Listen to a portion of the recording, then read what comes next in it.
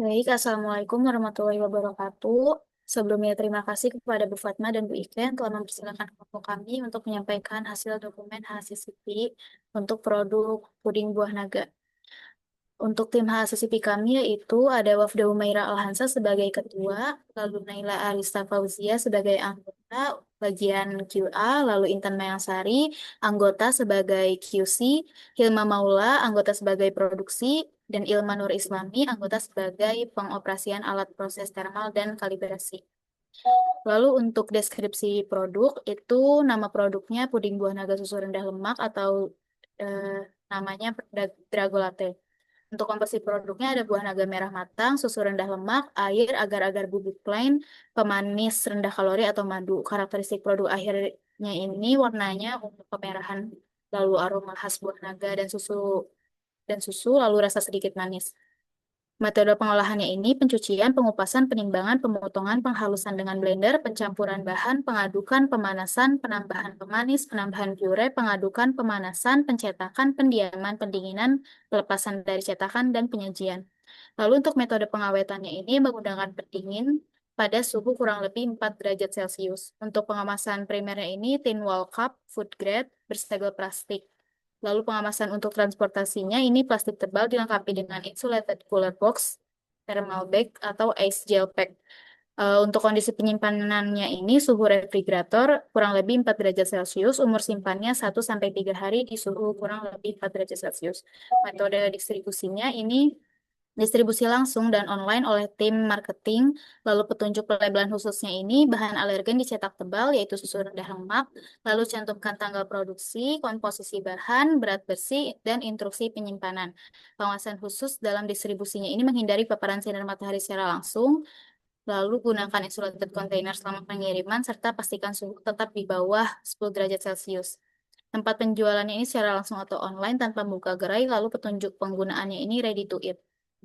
Selanjutnya komposisi produk, buah naga merah matangnya ini sebanyak 60 gram, susu rendah lemak 150 ml, air 120 ml, pemanis rendah kalori atau madu 5 gram, agar-agar bubuk plain 3,5 gram, serta cup plastik untuk bahan pengemas seukuran 100 ml. Untuk nama produknya Drago Latte, deskripsi cara konsumsinya ini merupakan produk siap saji atau ready to eat. Biasa dikonsumsi langsung dari kemasan menggunakan sendok dan penyajiannya lebih baik dalam keadaan dingin. Pengguna produknya ini dapat dikonsumsi oleh semua kalangan kecuali yang memiliki alergi terhadap produk susu dan bayi di bawah 1 tahun. Untuk diagram alirnya ini, penerimaan bahan baku seperti buah, agar-agar, susu cair, air, dan madu, lalu pencampuran bahan, pengadukan, pemanasan satu, penambahan pemanis, penambahan pure, pengadukan, pemanasan kedua, pencetakan, pendinginan di suhu ruang, pendinginan di suhu pendingin, pemotongan, pengemasan, pelabelan produk, penyimpanan, sortasi akhir, dan distribusi. Untuk diagram yang sudah diverifikasinya ini sesuai dengan diagram yang direncanakan dan tidak ada perbedaan. Lalu lanjut ke formulir 6 prinsip 1 analisis bahaya. Untuk penerimaan bahan baku buah naga itu tidak ada bahaya yang signifikan. Lalu susu rendah lemak tidak ada yang signifikan, madu tidak signifikan, kemudian agar-agar bubuk tidak signifikan, air galon tidak signifikan, lalu sortasi dan pencucian bahan tidak signifikan, pengupasan dan pemotongan tidak signifikan, penghalusan dengan blender tidak signifikan, pencampuran bahan tidak signifikan, pemanasan satu terdapat signifikan pada bahaya Staphylococcus aureus, kemudian penambahan pemanis tidak signifikan, penambahan pure tidak signifikan, pengadukan tidak signifikan, pemanasan dua terdapat bahaya signifikan pada Staphylococcus aureus, lalu pencetakan tidak signifikan, pendinginan suhu ruang terdapat signifikan pada bakteri Clostridium perfringens dan Bacillus aureus. Lalu pendinginan di lemari pendingin signifikan pada jenis bahaya bakteri Listeria monocytogenesis. Selanjutnya, tahap pemotongan tidak signifikan, pengemasan tidak signifikan, pelabelan produk tidak signifikan, penyimpanan di lemari pendingin tidak signifikan, sortasi akhir tidak signifikan, distribusi tidak signifikan. Selanjutnya akan disampaikan oleh rekan saya. Baik, selanjutnya bahaya yang signifikan dilanjut ke figure 7 untuk lanjut ke proses prinsip satu yaitu penentuan prinsip 2 yaitu penentuan titik kendali kritis atau critical control point. Yang pertama pada tahap pemanasan satu dikategorikan ke dalam CP karena tahap ini terdapat tindakan pencegahan tetapi dirancang untuk mengurangi bahaya. Dan tahapan ini bahayanya tidak diidentifikasi tidak melebihi tingkatan yang dapat diterima karena tahapannya berlangsung cepat. Kemudian pada pemanasan 2 dikategorikan ke dalam critical control karena tahapan ini termasuk pada tahapan yang dapat mengendalikan atau mengurangi bahaya dan dirancang khusus untuk mengurangi serta menghilangkan bahaya. Kemudian pada pendinginan suhu ruang dikategorikan ke dalam CCP karena tahapan ini menjadi eh, ke dalam tindakan pengendalian dan dirancang untuk mengurangi atau menghilangkan bahaya. Kemudian pada pendinginan di lemari pendingin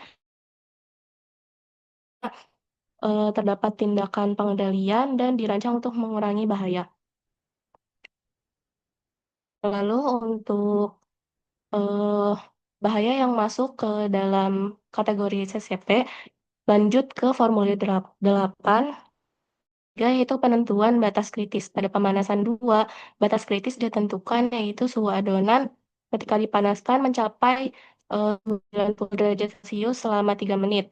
Untuk tahap pendinginan suhu ruang, batas kritisnya ditentukan suhu produk harus mencapai batas 5 sampai 60 derajat Celcius dalam waktu kurang dari 5 menit. Kemudian dilanjut ke tahap pendinginan di lemari pendingin. Produk harus masuk ke dalam lemari pendingin ketika suhunya sudah kurang dari 60 derajat Celcius. Dan suhu chiller harus dipastikan 0 sampai 10 derajat Celcius dengan suhu idealnya di 4 derajat Celcius. Lalu lanjut ke formulir 9 yaitu prinsip 4 penentuan prosedur monitoring. Pada tahap pemanasan 2 yang dimonitoring adalah suhu dan waktu pemanasan. Dipantau di dalam panci pencampuran, kemudian dicek menggunakan termometer dan stopwatch selama proses pemanasan. Pemantauan ini dilakukan oleh pekerja bagian pemanasan. Kemudian, pada tahap pendinginan suhu ruang, yang dipantau yaitu suhu produk dan waktu pendinginan. Dilakukan di dalam cetakan produk menggunakan termometer dan stopwatch selama proses pendinginan. Yang bertugas adalah pekerja bagian pendinginan.